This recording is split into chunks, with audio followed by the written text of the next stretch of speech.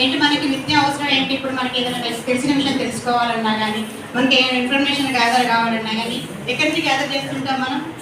రోజు లేచిన కానీ మనకి ఏదైనా ఇన్ఫర్మేషన్ కావాలంటే న్యూస్ పేపర్ ద్వారా వెళ్తుంది. అలాగే బుక్స్ ద్వారా మనం గ్యాదర్ చేస్తుంటాం. ఇప్పుడు మనం చదువుకునే రోజులు మనకి ప్రతిదీ ఏంటి, మన డేడేంటి బుక్ అనేది కంపల్సరీ అవసరం అన్నమాట. మనం ప్రతి విషయాన్ని తెలుసుకునే విషయాన్ని దాంట్లో బుక్లోనే రాస్తుంటాం అన్నమాట. అలాగే మనం ఏ విషయాన్ని చదవాలన్నా, కొత్త విషయాన్ని తెలుసుకోవాలన్నా కానీ, ఎలాంటి కొత్త విషయాలు చదవాలని తెలుసుకోవాలన్నా కానీ బుక్ అనేది చాలా అవసరం అన్నమాట.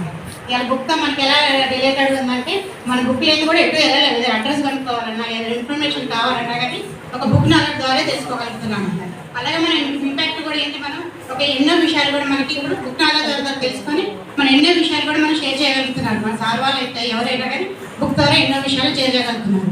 అలాగే మన మహాభారతంలో కూడా అంటే మనం ఏంటి, మన మహాభారతం ఎక్కడికి ఎలా జరిగిందనేది మనకు తెలియదు, కానీ మనం ఎలా తెలుసుకున్నాము, ఒక బుక్ ద్వారానే తెలుసుకున్నాము.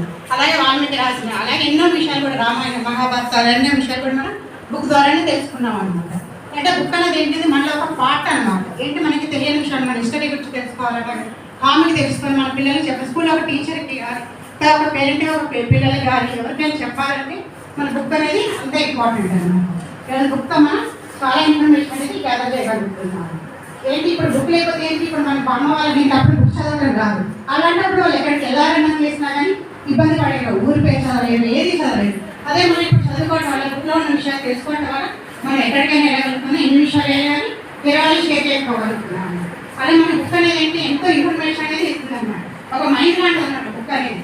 మన మైండ్ ఎంత స్టోరేజ్ చేస్తుంది, ఆ బుక్లో కూడా అంత స్టోరేజ్ అనేది ఉంటుంది అనమాట. అలాగే మనం ఎంత బుక్ నాలెడ్జ్ ఎంత తీసుకుంటే అంత నాలెడ్జ్ అనేది మనకి ఇంప్రూవ్ అవుతుంది అనమాట. టైం